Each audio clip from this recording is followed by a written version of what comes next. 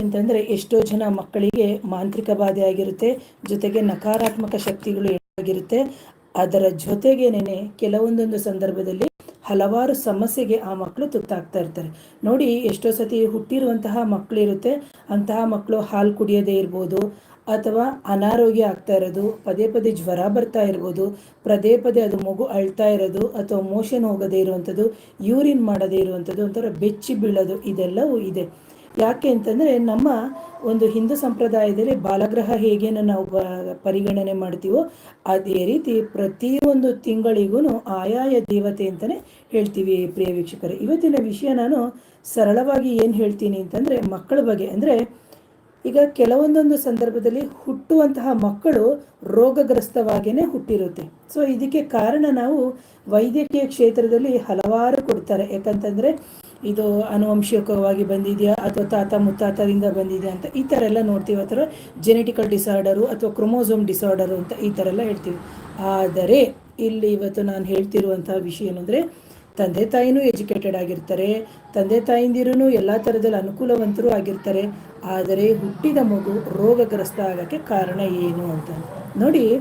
ಇಲ್ಲಿ ನಾನು ತಮ್ನೇಲಲ್ಲಿ ಹಾಕಿದ್ದೀನಿ ಏನು ಅಂತ ಹೇಳ್ಬಿಟ್ಟು, ಮಾಂತ್ರಿಕ ಬಾಧೆ ಆಗಿರ್ಬೋದು, ಅಥವಾ ನಕಾರಾತ್ಮಕ ಶಕ್ತಿ ಇದ್ದಂತಹ ಸಂದರ್ಭದಲ್ಲಿ ಮಕ್ಕಳಿಗೆ ಅನಾರೋಗ್ಯ ಉಂಟಾಗುತ್ತೆ. ಒಂದು ಪ್ರಿಯ ವೀಕ್ಷಕರೇ, ಹಾಗೇನೇ ಇನ್ನೊಂದೇನು ಹೇಳ್ತೀನಿ ಅಂದರೆ, ಹುಟ್ಟುವಾಗಲೇ ಪ್ರೇತ ಬಾಧೆ ಇದ್ದರೆ ಅಥವಾ ನೆಗೆಟಿವ್ ಎನರ್ಜಿಯನ್ನು ಹೊತ್ಕೊಂಡು ತಂದಿರೋ ಅಥವಾ ಜನ್ಮಾಂತರದ ಕರ್ಮಗಳು ಅಥವಾ ಜನ್ಮಾಂತರದಲ್ಲೇ ಒಂದು ಬೆಸ್ತುಕೊಂಡು ಹುಟ್ಟಿರುತ್ತೆ ಇಂತಹ ಒಂದು ಏನು ಮಕ್ಕಳು ಅಂತ ಇದ್ದಾಗ, ಅವರು ಹೋದ ಜನ್ಮದಲ್ಲಿ ಏನು ತೊಂದರೆ ಅನುಭವಿಸಿದ್ರೋ ಅದೇ ರೀತಿ ಈ ಜನ್ಮದಲ್ಲೂ ಸೂಕ್ಷ್ಮ ಶರೀರವನ್ನು ಹೊತ್ಕೊಂಡು ಬಂದಿರ್ತಾರೆ. ಅಂತಹ ಸೂಕ್ಷ್ಮ ಶರೀರದಿಂದ ಹುಟ್ಟುವಂತಹ ಮಕ್ಕಳು ರೋಗಗ್ರಸ್ತವಾಗಿ ಹುಟ್ಟುತ್ತಾರೆ. ಪ್ರಿಯ ವೀಕ್ಷಕರೇ, ಹಾಗಾಗಿ ಕೆಲವೊಂದೊಂದು ಸಂದರ್ಭದಲ್ಲಿ ತಂದೆ ತಾಯಿಂದಿರು ಆರೋಗ್ಯವಾಗಿರ್ಬೋದು, ಅಥವಾ ವಿದ್ಯಾವಂತರಾಗಿರ್ಬೋದು, ಸಕಲ ಐಶ್ವರ್ಯದಾತರು ಆಗಿರ್ಬೋದು, ಆದರೆ ಹುಟ್ಟುವಂತಹ ಮಕ್ಕಳು ಕಾಯಿಲೆ ರೂಪದಲ್ಲಿ ಹುಟ್ಟಿರ್ತಾರೆ. ಇದಕ್ಕೆ ಕಾರಣ ಇಷ್ಟೇನೆ, ಒಂದು ನಮ್ಮ ಜನ್ಮಾಂತರದ ಕರ್ಮಗಳು, ಎರಡನೇದು ಬಂದು ಆ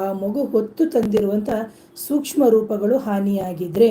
ಎಕ್ಸಾಂಪಲ್ ಕೊಡೋದಾದರೆ, ಈಗ ಒಂದು ಮಗು ಹುಟ್ಟಿತು ಅಂತಾನೆ, ಹುಟ್ಟುವಾಗಲೇ ಕೈದೇನೋ ಪ್ರಾಬ್ಲಮ್ಮು, ಕಾಲು ಪ್ರಾಬ್ಲಮ್ಮು, ಬಾಯಿ ಏನೋ ತಿರ್ಕೊಂಡಿರುತ್ತೆ, ಅಥವಾ ಒಂಥರ ಡಿಸೇಬಲ್ ಚೈಲ್ಡ್, ಅಥವಾ ಕೂತಲ್ಲೇ ಕೂತಿರೋದು, ಅಥವಾ ಕಣ್ಣಿಗೆ ಸಂಬಂಧಪಟ್ಟಂತಹ ತೊಂದರೆಗಳು, ಅಂದರೆ ಈ ಥರ ವಿಚಿತ್ರವಾದಂತಹ ಒಂದು ಸಮಸ್ಯೆಗಳು ಇರುತ್ತೆ ಪ್ರಿಯ ವೀಕ್ಷಕರಿಗೆ. ಅಂತಹ ಸಂದರ್ಭದಲ್ಲಿ ಯಾಕೆ ಅಂತ ಹೇಳ್ಬಿಟ್ಟು ದೊಡ್ಡ ದೊಡ್ಡ ಆಸ್ಪತ್ರೆಗಳಲ್ಲಿ ಎಲ್ಲ ಕಡೆ ಅವರು ಪರೀಕ್ಷೆಗಳನ್ನು ಮಾಡಿಸಿರ್ತಾರೆ. ಆದರೂ ಸಮೇತ ಅವರಿಗೆ ಇದು ಪರಿಹಾರವೇ ಸಿಕ್ಕಲ್ಲ. ನೀವು ನೋಡಿರ್ಬೋದು, ಕೆಲವು ಮಕ್ಕಳು ಒಂಥರ ಏನು ನ್ಯೂರಲಾಜಿಕಲ್ ಪ್ರಾಬ್ಲಮ್ ಆಗಿ ಒಂಥರ ಡಿಸೇಬಲ್ ಚೈಲ್ಡ್ ಥರ ಹುಟ್ಟಿ ಹಾಸಿಗೆನೇ ಹಿಡ್ದಿರ್ತಾರೆ.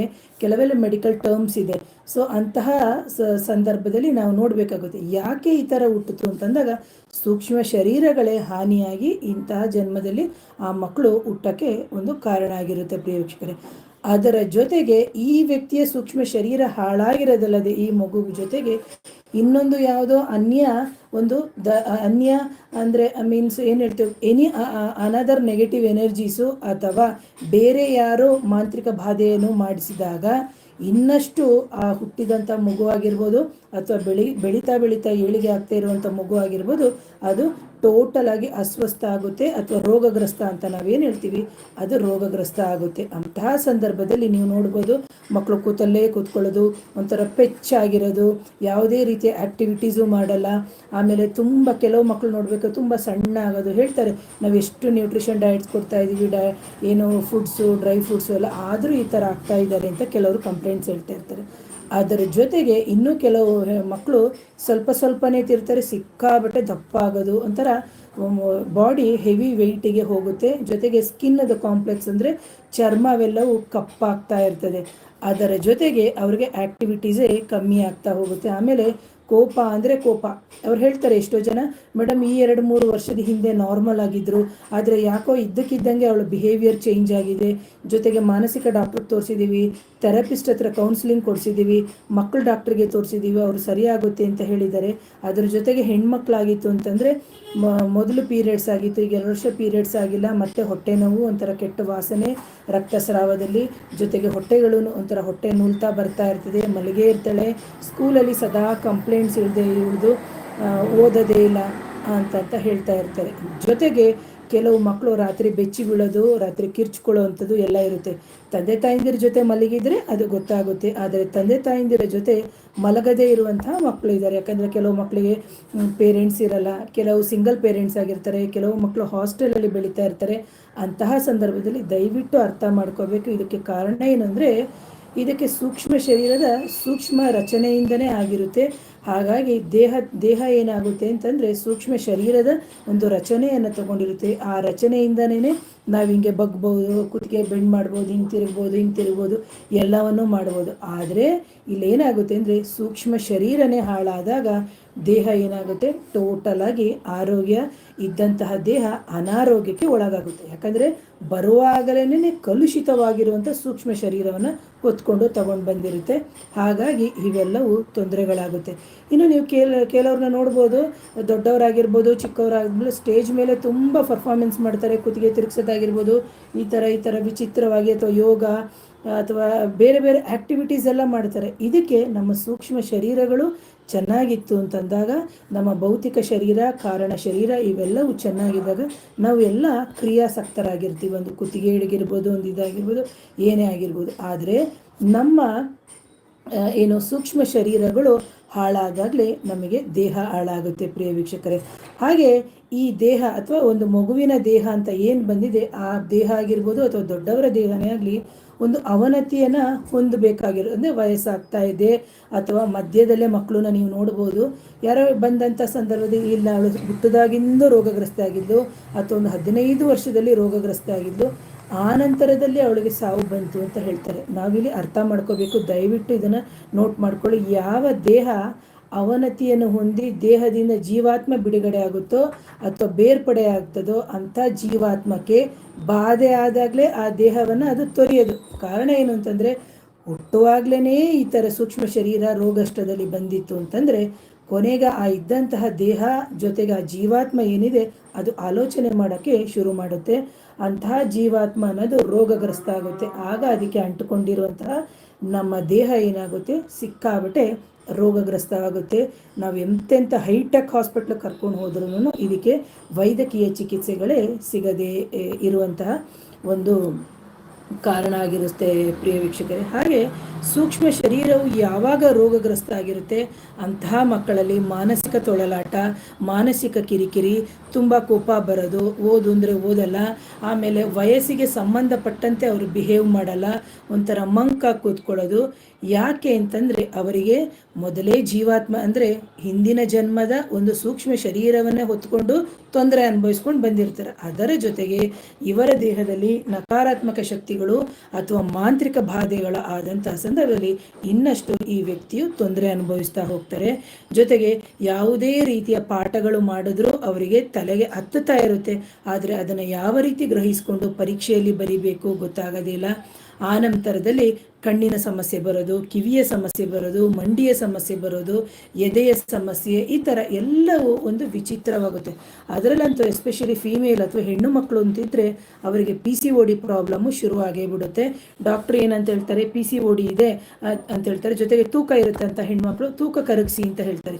ಮಕ್ಕಳು ತಿನ್ನುವ ವಯಸ್ಸಿನಲ್ಲೇ ನಾವು ತಿನ್ನಕ್ಕೆ ಕೊಡಕ್ಕಾಗದೇ ಇರುವಂಥ ಪರಿಸ್ಥಿತಿಲಿ ನಾವು ಅಂತಹ ಸಂದರ್ಭದಲ್ಲಿ ಬರುತ್ತೆ.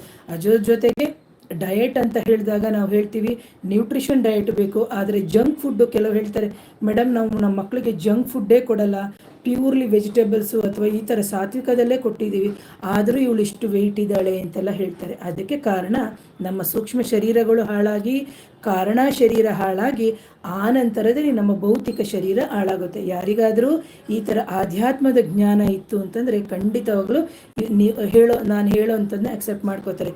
ಕೆಲವರಿಗೆ ನೀವು ಏನೇ 3 ಅವರ್ಸ್ ಕೂತ್ಕೊಂಡು ಹೇಳಿ, 4 ಅವರ್ಸ್ ಕೂತ್ಕೊಂಡು ಹೇಳಿ, ಏನು ಹೇಳಿದ್ರು ಅರ್ಥ ಆಗಲ್ಲ.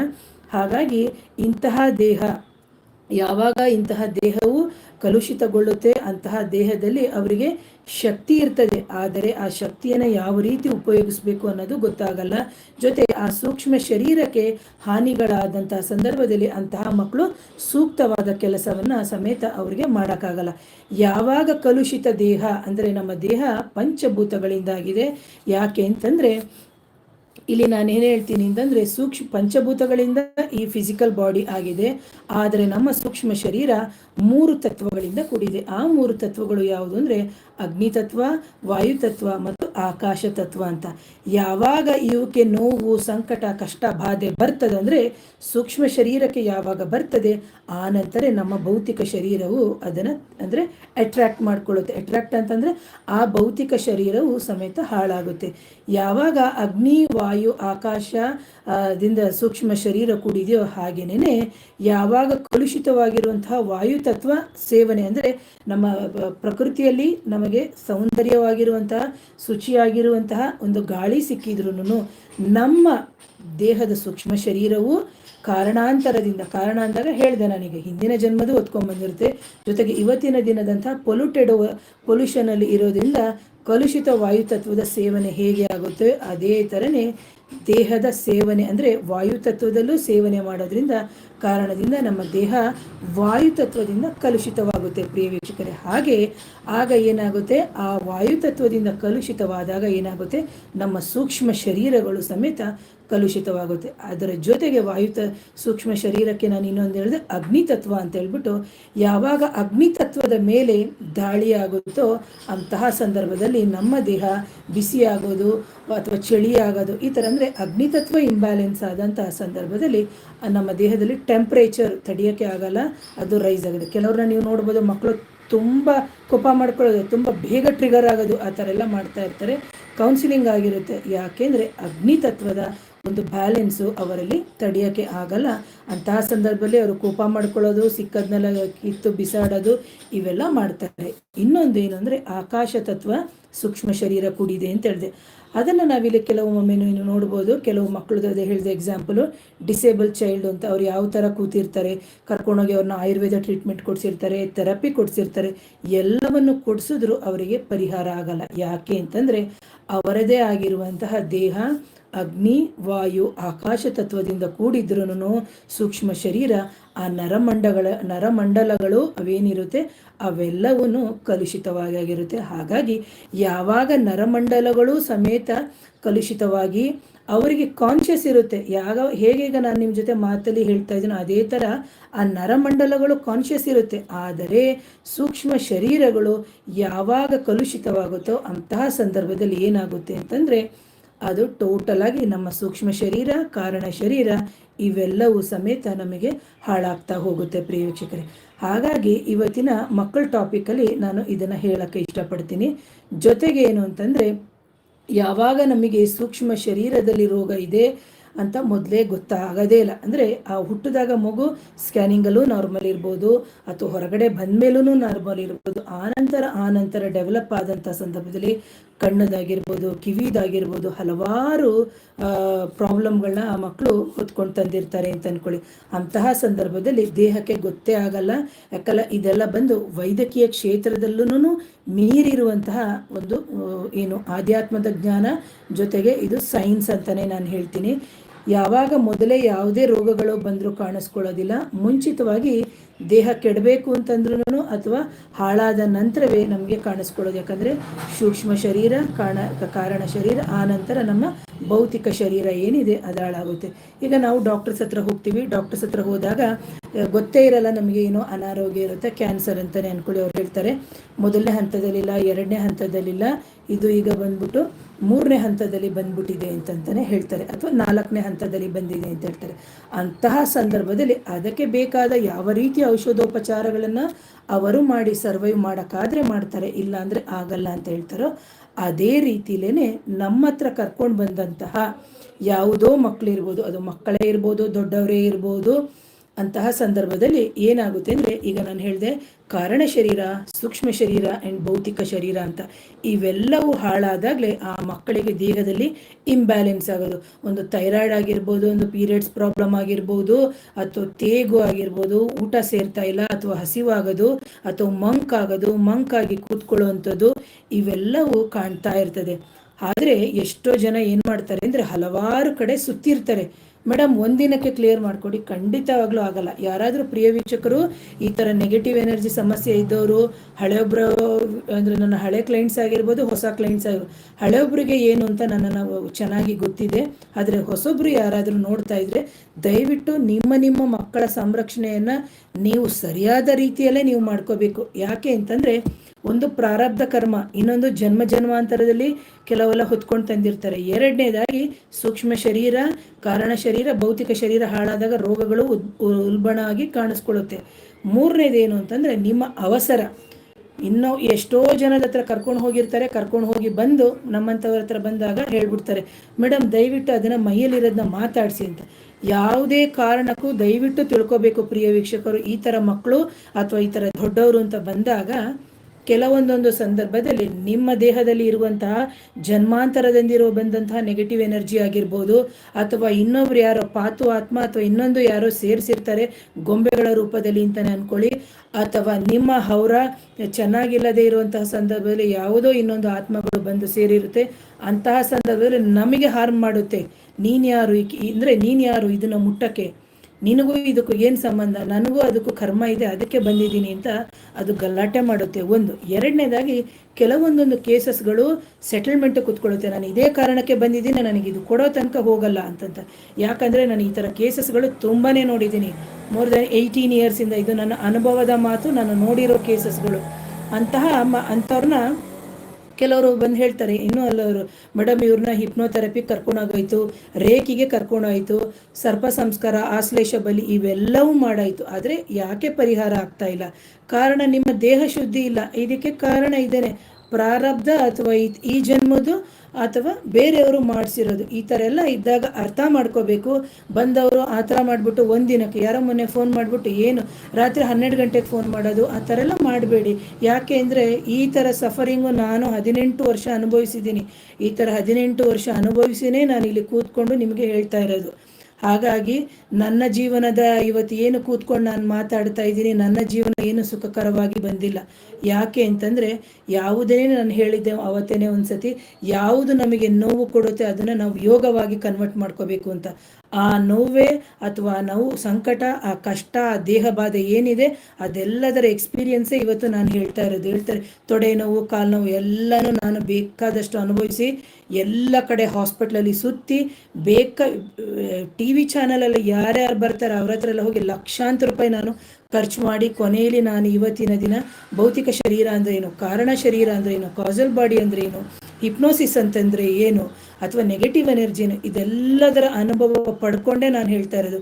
ನನ್ನ ಹತ್ರ ಬರುವಂಥ ವ್ಯಕ್ತಿಗೆ ಯಾರೇ ಆಗಲಿ, ನೀವು ಗಂಡಸೇ ಆಗಲಿ ಹೆಂಗಸೇ ಆಗಲಿ ಯಾರೇ ಆಗಲಿ, ನಿಮಗೆ ತಾಳ್ಮೆ ಇದ್ದು ನನ್ನ ಹತ್ರ ಸಮಯ ತಗೊಳ್ಳೋಂಗಿದ್ರೆ ಮಾತ್ರ ದಯಮಾಡಿ ಬನ್ನಿ. ಅದರ್ವೈಸು ನನಗೆ ಕನ್ಸಲ್ಟೇಷನ್ ಬೇಕಾದರೆ ಕೊಡ್ತೀನಿ, ಆದರೆ ಕೇಸ್ನ ಮಾತ್ರ ಮುಟ್ಟಕ್ಕೋಗಲ್ಲ. ಯಾಕಂದರೆ ಕೆಲವರಿಗೆ ಕನ್ಸಲ್ಟೇಷನ್ ಮಾತ್ರ ಸಾಕು, ನಾವು ರೆಮಿಡಿ 1 ದಿನದಲ್ಲೇ ತೆಗೀರಿ, 2 ದಿನದಲ್ಲಿ. ಯಾರ್ಯಾರೋ ಆ ಥರ ಎಲ್ಲ ಮಾಡಿ ಹಲವಾರು ಕಡೆಯಿಂದ ನೀವು ಹಣ ಖರ್ಚು ಮಾಡ್ಕೊಂಡು ಬಂದಿರ್ತೀರಿ.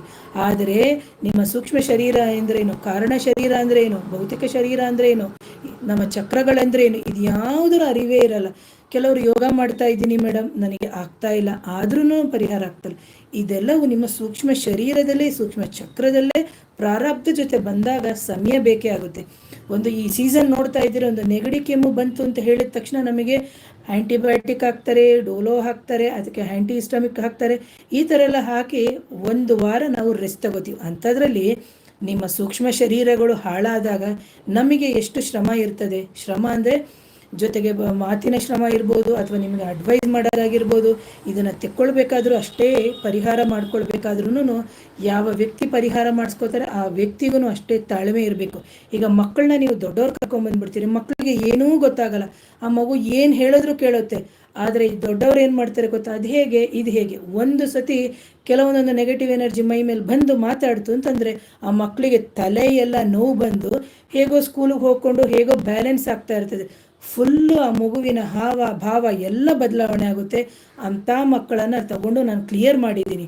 ಅಂತಹ ಮಕ್ಕಳಿಗೆ ಕಾಲಾವಕಾಶ ಕೊಡಬೇಕು, ಜೊತೆಗೆ ಪೇರೆಂಟ್ಸು ಸಪೋರ್ಟಾಗಿ ನಿಲ್ಲಬೇಕು. ಇನ್ನೊಂದೇನು ಅಂತಂದರೆ, ಕೆಲವೊಂದೊಂದು ನಾನು ಅನ್ನೋದಕ್ಕಿಂತ ಆಹಾರದ ಸೇವನೆ ಅಂತ ಬಂದಾಗ ಸಾತ್ವಿಕವಾದ ಆಹಾರವನ್ನೇ ತಗೊಳ್ಳಿ. ಯಾಕಂದರೆ ಮಾಂಸಾಹಾರ ತಗೊಂಡಾಗ ಏನಾಗುತ್ತೆ ಅಂದರೆ, ಕೆಲವೊಂದೊಂದು ನೆಗೆಟಿವ್ ಎನರ್ಜಿಗೆ ಆ ಮಾಂಸಾಹಾರ ತುಂಬ ಇಷ್ಟ ಆಗಿರುತ್ತೆ, ಅದನ್ನು ಬಿಡೋಕ್ಕೆ ಆಗಲ್ಲ. ಜೊತೆಗೆ ಯಾವಾಗ ಇದೆಲ್ಲ ಪರಿಹಾರ ಮಾಡಿಕೊಳ್ಳುವಂತಹ ಸಂದರ್ಭದಲ್ಲಿ ಕೆಲವೊಂದೊಂದು ದೈವಗಳಿಗೆ ಮಾಂಸಾಹಾರ ಇಷ್ಟ ಆಗಲ್ಲ. ಜೊತೆಗೆ ನಮ್ಮ ಕಾರಣ ಶರೀರ, ನಮ್ಮ ಭೌತಿಕ ಶರೀರಕ್ಕೆ ಅದು ಡೈಜೆಸ್ಟ್ ಮಾಡ್ಕೊಳ್ಳೋಕ್ಕೂ ಆಗಲ್ಲ. ಜೊತೆಗೆ ಯಾಕಂದರೆ ಅಗ್ನಿ ತತ್ವನೇ ಕೆಟ್ಟಿರುತ್ತದೆ. ಆ ಅಗ್ನಿ, ಯಾಕಂದರೆ ನಮಗೆ ಜಠರಾಗ್ನಿ ಅಂತ ನಾವೇನು ಹೇಳ್ತೀವಿ, ಆ ಜಠರಾಗ್ನಿನೇ ಕೆಟ್ಟಿರುವಂತಹ ಸಂದರ್ಭದಲ್ಲಿ ಇಲ್ಲಿ ಕಡೆ ಡೈಜೆಷನೇ ಆಗಲ್ಲ, ಈ ಕಡೆ ಮೋಷನೂ ಆಗಲ್ಲ, ಯೂರಿನ್ ಬ್ಲಾಕೇಜಸ್ ಈ ಥರ ಎಲ್ಲ ಆದಂತಹ ಸಂದರ್ಭದಲ್ಲಿ ನಾನು ನಾನ್ ವೆಜ್ ಬೇಕೇ ಬೇಕು ಅಂತ ಹೇಳ್ತೀರಿ. ಅಂತಹ ಸಂದರ್ಭದಲ್ಲಿ ಈ ಥರ ಎಲ್ಲ ಪರಿಹಾರ ಮಾಡ್ಕೊಳ್ಬೇಕು ಅಂತಂದಾಗ ನಮ್ಮದೇ ಆದಂಥ, ಅಂದರೆ ಕೆಲವೆಲ್ಲ ತಾಂತ್ರಿಕದಲ್ಲಿ ಅಥವಾ ಮಂತ್ರಗಳಲ್ಲಿ, ಹೋಮಗಳಲ್ಲಿ ಅದರದೇ ಆದಂಥ ವಿಧಿವತ್ತಾದಂತಹ ವಿಧಾನಗಳಿದೆ. ಅದನ್ನು ದಾಟಿಕೊಂಡು ನಾವು ಯಾವುದೋ ರೀತಿಯಲ್ಲಿ ಹೋಗಿ ಮಾಡೋಕ್ಕಾಗಲ್ಲ. ಸೊ ಹಾಗಾಗಿ ಯಾರಾದರೂ ನನ್ನ ಕನ್ಸಲ್ಟೇಷನ್ನ ಬೇಕು ಅಂತಂದವರು, ಪರಿಹಾರ ಮಾಡಿಕೊಳ್ಳುವಂಥವ್ರು ತಾಳ್ಮೆಯಿಂದ, ಭಕ್ತಿಯಿಂದ, ಪ್ರೀತಿಯಿಂದ ಬಂದರೆ ಮಾತ್ರ ಇವೆಲ್ಲವೂ ಪ್ರಿಯ ವೀಕ್ಷಕರು. ಯಾಕಂದರೆ ಇವೆಲ್ಲವೂ ಪ್ರಾರಬ್ಧಕ್ಕೆ ಸಂಬಂಧಪಟ್ಟಿರುವಂಥದ್ದು ಆಗಿರುತ್ತೆ. ಸೊ ಮತ್ತೆ ಜಾಸ್ತಿ ಒತ್ತಿ ಹೇಳಲ್ಲ, ಯಾಕಂದರೆ ನೀವು ಹೇಳಿದ್ರೆ ಅದು ಬೇಜಾರಾಗ್ಬಿಡುತ್ತೆ ಏನಪ್ಪ ಅಂತ ಹೇಳ್ಬಿಟ್ಟು. ಯಾಕೆ ಅಂತಂದರೆ ಎಲ್ಲೆಲ್ಲಿಂದ ನಮ್ಮ ಮಹಾರಾಷ್ಟ್ರದಿಂದ, ಗುಲ್ಬರ್ಗ, ರಾಯಚೂರು ಅಲ್ಲಿಂದೆಲ್ಲ ಕಾಲ್ ಮಾಡ್ತಾರೆ, ಮೇಡಮ್ ಹಿಂಗೆ ಸಮಸ್ಯೆ ಆಗಿದೆ, ಹೀಗಾಗಿದೆ ಅಂತ ಹೇಳ್ಬಿಟ್ಟು. ಯಾರಿಗೆ ಕನ್ಸಲ್ಟೇಷನ್ ಬೇಕಾದಾಗ ವಾಟ್ಸಪ್ ಮುಖಾಂತರನೇ ಮೆಸೇಜ್ ಮಾಡಿ ಅಪಾಯಿಂಟ್ಮೆಂಟ್ ತೊಗೊಳ್ಳಿ. ಒಂದು ಹಾಗೇನೇ ನಮ್ಮ ಮಕ್ಕಳ, ಅಂದರೆ ಒಂದು ದೃಷ್ಟಿದೋಷ ಆಗಿರ್ಬೋದು ಅಥವಾ ಕಾಯಿಲೆ ಇರುವಂತಹ ಮಗು ಆಗಿರ್ಬೋದನ್ನ ಕಾಯಿಲೆ ಅಂತ ನಾವು ಅನ್ಕೋಬಾರ್ದು. ಋಣಾನುಬಂಧ ರೂಪೇಣ ಪಶು ಪತ್ನಿ ಸುತ್ತಾಲ ಅದನ್ನು ನಾವು ಎಕ್ಸೆಪ್ಟ್ ಮಾಡಿಕೊಂಡು ಅದನ್ನು ಯಾವ ರೀತಿಯಲ್ಲಿ ಸರಿದಾರಿಯಲ್ಲಿ ನಮ್ಮಂಥವರ ಮುಖಾಂತರ ಸಮಾಲೋಚನೆ ಮಾಡಿ. ಯಾಕಂದರೆ ಎಷ್ಟೋ ವೈದ್ಯಕೀಯ ಕ್ಷೇತ್ರಗಳಲ್ಲಿ ನೀವು ನೋಡ್ಬೋದು, ನ್ಯೂರೋಲಾಜಿಕಲ್ ಡಿಸಾರ್ಡರ್ಸು, ಈಗ ಪ್ಯಾರಲಿಸಿಸ್ಸು, ಅದು ಕೆಲವೆಲ್ಲ ಒಂದು ಇದಲ್ಲ, ಕೆಲವೊಂದೆಲ್ಲ ನ್ಯೂರೋಲಾಜಿಕಲ್ ಇದ್ದಿದ್ದು, ಅದನ್ನು ನೆಕ್ಸ್ಟ್ ಇದರಲ್ಲಿ ಹೇಳ್ತೀನಿ. ಸೊ ಅಂಥದ್ದನ್ನು ಮಕ್ಕಳು ಎಲ್ಲ ಎರಡೂ ಕಾಲು ಸ್ಟಿಫ್ನೆಸ್ ಬಂದು ಹೀಗೆ ಮಲಗದಲ್ಲೇ ಇರ್ತಾರೆ. ಇದಕ್ಕೆಲ್ಲ ಕಾರಣ ಪ್ರಾರಬ್ಧ, ಜೊತೆಗೆ ಸೂಕ್ಷ್ಮ ಶರೀರಗಳು ಹಾಳಾಗಿ ಅವರ ಮನೆತನದ, ಅವರ ಹಿರಿಕರ, ಆ ಮಗುವಿನ ಇದೆಲ್ಲವೂ ಇರುತ್ತೆ. ಬಂದಾಗ ನಾವು ನೋಡಬೇಕಾಗುತ್ತೆ. ಎಲ್ಲೋ ಇದ್ದವರು ಫೋನ್ ಮಾಡಿ ಹೇಳಿ ಮೇಡಮ್ ಅಂದರೆ ಆಗೋದೇ ಇಲ್ಲ. ದಯವಿಟ್ಟು ಅರ್ಥ ಮಾಡ್ಕೋಬೇಕು ಪ್ರಿಯ ವೀಕ್ಷಕರು. ಹಾಗಾಗಿ ಮತ್ತೊಮ್ಮೆ ಹೇಳ್ತಾ ಇದ್ದೀನಿ, ಇಂಥ ಮಕ್ಕಳಿಗೆ ನಾವು ಸಮಾಧಾನವಾಗಿ, ಪ್ರೀತಿ ಚಿತ್ತರಾಗಿ, ಅಂಥ ಮಕ್ಕಳನ್ನು ಹೊಡೆಯದೆ, ಗದರಿಸದೆ, ಪ್ರೀತಿಪೂರ್ವಕವಾಗಿ ನಮ್ಮ ರೀತಿಯಲ್ಲಿ ನಾವು ಒಂದು ಸಾತ್ವಿಕವಾದ ರೀತಿಯಲ್ಲಿ, ಆಧ್ಯಾತ್ಮಿಕದ ರೀತಿಯಲ್ಲಿ ನಾವು ಕರ್ಕೊಂಡು ಹೋಗ್ಬೇಕು. ಯಾಕಂದರೆ ನನ್ನ ಹತ್ರ ಬರುವಂಥ ಎಲ್ಲ ಕೇಸಸ್ಸು ಮೆಡಿಕಲಿ ಫೇಲ್ಯೂರ್ ಆಗಿ, ಮೆಡಿಕಲಲ್ಲೆಲ್ಲ ತೋರಿಸಿ ಎಲ್ಲೂ ಆಗದೇ ಬಂದಂತಹ ಸಂದರ್ಭದಲ್ಲೇ ನಾನು ತಗೊಳ್ಳುವಂತಹ ಕೇಸಸ್ಸು ಈ ಥರ ಆಗಿರುತ್ತೆ. ಹಾಗಾಗಿ ನನ್ನ ಹತ್ರ ಬರೋರಲ್ಲಿ ತಾಳ್ಮೆ ಇರಬೇಕು ಅಂತ ಕೇಳ್ತೀನಿ ಪ್ರಿಯ ವೀಕ್ಷಕರೇ. ನೀವು ಲೈವ್ ಆಗಿ ತೋರಿಸಿ ಅದು ಯಾವುದೇ, ಯಾಕೆಂದರೆ ಇದನ್ನು ಒಂದು ಹೇಳ್ತೀನಿ. ನಮ್ಮ ಕ್ಷೇತ್ರದಲ್ಲಿ ತುಮಕೂರು ಮತ್ತು ಬೆಂಗಳೂರಿಂದ ಯಾರೋ ಒಬ್ಬರು ಬಂದಿದ್ರು. ಅವರ ಹೆಸರು ಅವರು ಯಾರು ಅಂತ ಹೇಳಲ್ಲ. ಆದರೆ ಆ ಹೆಣ್ಮಗಳಿಗೆ ಬಂದಾಗ ಕ್ಷೇತ್ರದಲ್ಲಿ ಮೈ ಮೇಲೆ ಬಂದು ಓಪನ್ ಆಯಿತು. ಅದನ್ನು ನಮ್ಮ ಕ್ಷೇತ್ರದಲ್ಲಿ ಇದ್ದವರೆಲ್ಲರನ್ನ, ಅಂದರೆ ಆ ಸಮಯದಲ್ಲಿ ವಿಡಿಯೋ ಮಾಡಿಕೊಂಡ್ರು. ಅವಳ ಹಸ್ಬೆಂಡ್ಗೆ ಗೊತ್ತಾದ್ಮೇಲೆ ನನ್ನ ಹತ್ರ ಬಂದು ಹೇಳಿದ್ರು, ಮೇಡಮ್ ನನ್ನ ಹೆಂಡತಿ ಈ ಥರ ಆಡ್ತಾ ಇರೋದನ್ನ ಎಲ್ಲರೂ ವಿಡಿಯೋ ಮಾಡ್ಕೊಂಡಿದ್ದಾರೆ, ದಯಮಾಡಿ ಅದನ್ನ ಡಿಲೀಟ್ ಮಾಡಿಸಿ ಅಂತ. ಆ ನಂತರದಲ್ಲಿ ನಾನು ನನ್ನ ಕ್ಷೇತ್ರದ ದೈವಗಳಿಗೆ ನನ್ನ ಒಂದು ಚಿತ್ತದ ಪ್ರಕಾರ ಯಾವುದೇ ಹೆಣ್ಣು ಮಕ್ಕಳು, ಯಾರೇ ಗಂಡಸರು ಈ ಕ್ಷೇತ್ರಕ್ಕೆ ಬಂದಾಗ ಬೀಳಬಾರ್ದು. ಯಾಕಂದರೆ ನೀವು ಒಂದು ಅಜ್ಜಯನ ಕ್ಷೇತ್ರ ಆಗಿರ್ಬೋದು, ಜೊತೆಗೆ ದತ್ತಾತ್ರೇಯ ಕ್ಷೇತ್ರಗಳಾಗಿರ್ಬೋದು, ಕೆಲವು ದರ್ಗಗಳಾಗಿರ್ಬೋದು, ಅಂತಹ ಕಡೆಗೆ ಹೋದಾಗ ಎಳೆದು ಬಿಸಾಡ್ಬಿಡ್ತಾರೆ. ನಿಮಗೆ ಇದು ಅನುಭವ ಇರಲ್ಲ. ಆ ಎಳೆದು ಬಿಸಾಡಿದಾಗ ಅದು ಆಗುವ ಅನುಭವನೇ ಬೇರೆ. ನೀವು ನಿಮ್ಮ ಮಕ್ಕಳನ್ನ, ನಿಮ್ಮ ಹೆಂಡತಿನ, ನಿಮ್ಮ ಗಂಡನ ಕರ್ಕೊಂಡು ಹೋಗಿರ್ತೀರಿ. ನಿಮಗೆ ಆಗುವಂಥ ಅವಮಾನಗಳಾಗಿರ್ಬೋದು, ನೋವು ಆಗಿರ್ಬೋದು, ಎಲ್ಲ ವಿಡಿಯೋ ಮಾಡ್ಕೋತಾ ಇರ್ತಾರೆ. ಇದೆಲ್ಲ ಅನುಭವಿಸಿರೋದ ನೋವು, ಅನುಭವಿಸಿರೋ ಕಷ್ಟ, ಇದನ್ನು ಓಪನ್ ಆಗಿ ಹೇಳ್ಕೊತೀನಿ. ಅದರಲ್ಲಿ ಯಾವುದೇ ರೀತಿಯ ನನಗೆ ಮುಚ್ಚುಮರೆ ಇಲ್ಲ. ಅಂತಹ ಸಂದರ್ಭದಲ್ಲಿ ಮೇಡಮ್ ಇದನ್ನು ಓಪನ್ ಮಾಡಿ ತೋರಿಸಿ. ಇಲ್ಲ ರೀ, ಅಂಥ ಹೆಣ್ಣುಮಕ್ಕಳಿಗೆ ಒಂದು ಜೀವನ ಇದೆ, ಅಂಥ ಗಂಡು ಮಕ್ಕಳಿಗೆ ಒಂದು ಅಂದರೆ ಪ್ರಾಪಂಚಿಕವಾದ ಜೀವನ ಇದೆ. ಅಂಥ ಹೆಣ್ಮಕ್ಳದು ಆ ಥರ ನೀವು ಮಾಡಿದಾಗ ಯಾರೋ ಒಬ್ಬರು ವಿಡಿಯೋ ಮಾಡಿಕೊಂಡ್ರು ಅಂತ ಅಂದ್ಕೊಳ್ಳಿ. ವಿಡಿಯೋ ಮಾಡಿದಾಗ ಎಲ್ಲೋ ಕಡೆ ಹರಿಬಿಟ್ಟಾಗ ಏನಾಗುತ್ತೆ, ನಿಮಗೂ ಅವಮಾನ ಆಗಲ್ಲ. ಆ ಹೆಣ್ಣಿನ ಅಥವಾ ಆ ಗಂಡು ಮಗುವಿನ ಅಥವಾ ಆ ಗಂಡನ ಅಥವಾ ಯಾರು ಜೊತೆಗೆ ಕರ್ಕೊಂಡು ಬರ್ತಾರೋ ಅವರಿಗೆಲ್ಲರಿಗೂ ನೋವಾಗುತ್ತೆ. ಜೊತೆಗೆ ಆ ನಂತರದಲ್ಲಿ ಆ ಮಗು ಗುಣ ಆದಾಗ ಆ ವಿಡಿಯೋವನ್ನು ನೋಡಿದಾಗ ಆ ಮಗುಗೆ ಸಂಕಟ ಆಗುತ್ತೆ. ನನಗೆ ಇಷ್ಟೆಲ್ಲ ಇದಾಗಿತ್ತಾ, ನಾನು ಏನು ಕರ್ಮಕ್ಕಾಗ್ಬಿಟ್ಟಿದೆ, ನಾನು ಯಾಕೆ. ಆಗ ಆ ಮಕ್ಕಳು ಎಷ್ಟೇ ಕೌನ್ಸಿಲಿಂಗ್ ಮಾಡಿದ್ರು ಆ ಕೌನ್ಸಿಲಿಂಗ್ಗೆ ಅವ್ರು ಅಕ್ಸೆಪ್ಟ್ ಮಾಡ್ಕೊಳ್ಳಲ್ಲ. ನಾನೇನಾಗಿದ್ದೆ, ಯಾಕೆ ಅಂತ ಹೇಳಿ ಕ್ಲಿಯರ್ ಆದ್ರೂ ಅವರು ತಾನಾಗೆ ಹ್ಯಾಂಗ್ ಮಾಡ್ಕೊಳ್ಳೋಕ್ಕೋಗೋದು. ಯಾಕೆ ಅಂತಂದರೆ ಅಂತಹ ಅವಮಾನಗಳು ಅವ್ರನ್ನ ಅನುಭವಿಸ್ತಾರೆ. ಹಾಗಾಗಿ ಕೆಲವರೆಲ್ಲ ಬಂದ್ಬಿಟ್ಟು ನಮಗೆ ಓಪನ್ ಮಾಡಿ ತೋರಿಸಿ. ಇಲ್ಲ, ಆ ಥರ ನೀವು ಓಪನ್ ಆಗೋದಾದರೆ ಎಷ್ಟೋ ಕ್ಷೇತ್ರಗಳಿಗೆ ಹೋದಾಗ್ಲೇ ಓಪನ್ ಆಗಿಬಿಡುತ್ತೆ. ಆದರೆ ನಿಮಗೆ ಜ್ವರ, ಚಳಿ, ಹೊಟ್ಟೆ ನೋವು, ಬೆನ್ನೋವು, ಸುಸ್ತು, ಸಂಕಟ ಹಲವಾರು ಕಡೆ ಸುತ್ತಿ ಆಗದೇ ಇದ್ದಂಥ ಸಂದರ್ಭದಲ್ಲಿ ನಮ್ಮಂಥವ್ರ ಹತ್ರ ಬಂದಾಗ ಕೆಲವು ನಾವು ಹೇಳುವಂಥ ಪರಿಹಾರಗಳನ್ನ ಮಾಡ್ಕೋಬೇಕು. ಯಾಕೆ ಅಂತಂದರೆ ನಾವು ಕೆಲವೊಂದೊಂದು ಎನರ್ಜಿನ ಬೇರೆ ಥರದಲ್ಲೇ ಸ್ಟ್ಯಾಗ್ನೆಂಟ್ ಮಾಡಿ ಆನಂತರದಲ್ಲಿ ರಿಲೀಸ್ ಮಾಡೋಕ್ಕೆ ನೋಡ್ತೀವಿ. ಆದರೆ ನೀವು ಬಂದಂಥವ್ರು ಅರ್ಥ ಮಾಡ್ಕೋಬೇಕು, ಅಥವಾ ಯಾರೇ ಆದ್ರೂ ಕ್ಲೈಂಟ್ಸ್ ಬಂದವರು ಅಥವಾ ಜೊತೆಗೆ ನೀವು ಎಷ್ಟು ಕೇಸ್ ಸಾಲ್ವ್ ಮಾಡಿದ್ದೀರಿ, ಇದರಲ್ಲಿ ನಿಮಗೆ ಎಷ್ಟು ಅನುಭವ ಇದೆ ಅನ್ನೋದನ್ನ ನೀವು ಯೋಚನೆ ಮಾಡಿ. ಈಗ ನನಗೆ ಯಾವುದೋ ಒಂದು ಇಂಜಿನಿಯರಿಂಗ್ ಫೀಲ್ಡು ನಂಗೆ ಗೊತ್ತೇ ಇಲ್ಲ, ಆ ಇಂಜಿನಿಯರಿಂಗ್ ಫೀಲ್ಡ್ ಬಗ್ಗೆ ನಾನು ಹೇಗೆ ಮಾತಾಡೋಕ್ಕೆ ಸಾಧ್ಯ? ಅಥವಾ ಕಂಪ್ಯೂಟರ್ದು ನನಗೆ ಗೊತ್ತಿಲ್ಲದೆ ಇರುವಂಥ ಸಂದರ್ಭದಲ್ಲಿ ನಾವು ಮಾತಾಡೋಕ್ಕೆ ಸಾಧ್ಯನೇ ಇಲ್ಲ. ಯಾವ ವಿಷಯ ನಮಗೆ ಗೊತ್ತಿರುತ್ತೆ ಅದ್ರ ಬಗ್ಗೆ ಮಾತ್ರ ಮಾತಾಡಬೇಕು. ಹಾಗಾಗಿ ಯಾರಿಗಾದರೂ ಕನ್ಸಲ್ಟೇಷನ್ ಬೇಕಾದಂತಹ ಸಂದರ್ಭದಲ್ಲಿ ನನ್ನ ಈ ವಿಡಿಯೋಗಳನ್ನ ನೋಡಿಬಿಟ್ಟು ಆನಂತರ ಕನ್ಸಲ್ಟೇಷನ್ ತಗೊಳ್ಳಿ ಅಂತ ಹೇಳ್ತೀನಿ. So once again thank you. ನಮ್ಮೆಲ್ಲ ಪ್ರೀತಿಯ ವೀಕ್ಷಕರಿಗೂ ನಮಸ್ಕಾರ. ಜೊತೆಗೆ ಬೆಳೆದು ಬಾಳುವಂಥ ಮಕ್ಕಳಿಗೆ ಎಲ್ಲರೂ ಪ್ರೀತಿಪೂರ್ವಕವಾಗಿ ಈ ವಿಡಿಯೋವನ್ನು ಶೇರ್ ಮಾಡಿ. ಯಾರ್ಯಾರು ತಂದೆ ತಾಯಿಂದಿರಿರ್ತೀರೋ ಅವರೆಲ್ಲರೂ ಸಮಾಧಾನ ಚಿತ್ತರಾಗಿ ನಿಮ್ಮ ಮಕ್ಕಳನ್ನು ಈ ತೊಂದರೆಯಿಂದ ಹೊರಗಡೆ ತನ್ನಿ ಅಂತ ಒನ್ಸ್ ಅಗೇನ್ ಕೇಳ್ತೀನಿ. Thank you. ನಮಸ್ತೆ.